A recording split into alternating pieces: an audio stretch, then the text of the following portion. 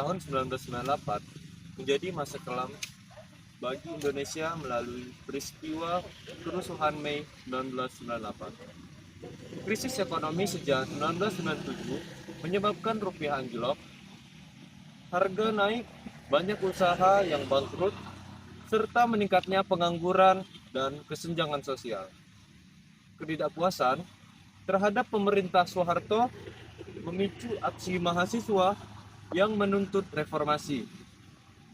Dalam kondisi tidak stabil, kerusuhan pun terjadi di Jakarta, berupa penjarahan, pembakaran, kekerasan terhadap kelompok tertentu. Di tengah situasi tersebut, muncul laporan kekerasan terhadap perempuan yang menjadi sisi paling kelam dan tragis, meninggalkan luka bagi masyarakat Indonesia sendiri. Saat kerusuhan mencapai puncaknya, keadaan di sebagian kota menjadi hancur. Banyak orang yang melakukan penjarahan ke toko-toko, terutama milik warga Tionghoa. Banyak bangunan yang dibakar dan dirusak. Di tengah kekacauan itu, banyak laporan tentang kekerasan seksual terhadap wanita.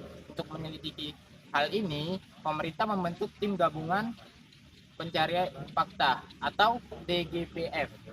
Nah, tim ini mengumpulkan kesaksian dari korban dan saksi. Dari hasil penyelidikan ditemukan tanda-tanda kekerasan seksual memang terjadi, termasuk pemerkosaan. Namun banyak korban yang tidak melapor dikarenakan trauma dan tekanan dari lingkungan. Nah, saat kondisi politik ini belum stabil, saat itu kondisi politik itu belum stabil sehingga proses mencari kebenaran itu jadi sulit. Data yang ada juga tidak lengkap. Sampai sekarang masih ada perbedaan pendapat tentang jumlah korban dan detail kejadian. Hal ini membuat peristiwa tersebut sulit dipahami secara menyeluruh oleh semua orang.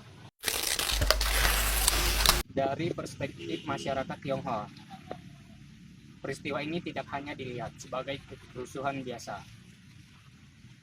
Banyak yang meyakini bahwa mereka menjadi target karena etnis mereka. Selama bertahun-tahun sebelum 1998, masyarakat Tionghoa sering dikaitkan dengan stereotip tertentu, terutama dalam bidang ekonomi. Dalam situasi krisis, stereotip ini berubah menjadi prasangka dan kemarahan yang diarahkan kepada mereka. Oleh karena itu, kekerasan yang terjadi termasuk pemerkosaan dipandang sebagai bentuk diskriminasi dan kebencian berbasis ras.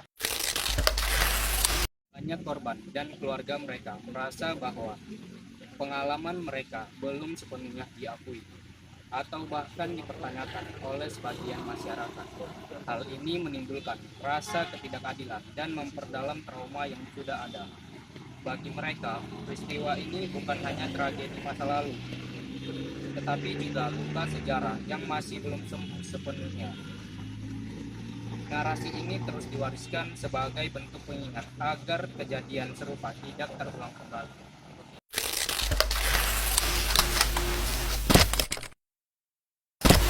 Di sisi lain, sebagian masyarakat non-Tionghoa memiliki pandangan yang berbeda terhadap peristiwa itu.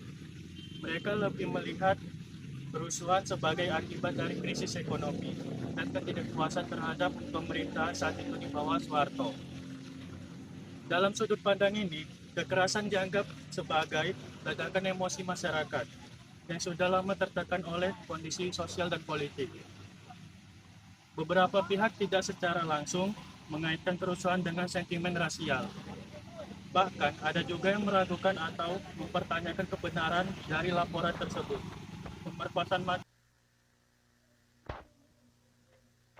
ini menimbulkan perdebatan yang panjang. Hingga saat ini, ada yang menuntut pengakuan dan keadilan bagi korban. Sementara yang lain meminta bukti yang lebih kuat dan jelas. Situasi ini menunjukkan bahwa sejarah tidak selalu bersifat tunggal, melainkan bisa dipahami secara berbeda oleh kelompok yang berbeda. Perbedaan inilah yang membuat peristiwa ini disebut sebagai narasi sejarah yang terbelah. Tragedi Mei tahun 1998 memberikan dampak yang cukup besar di kalangan masyarakat maupun di kalangan sosial dan juga psikologi.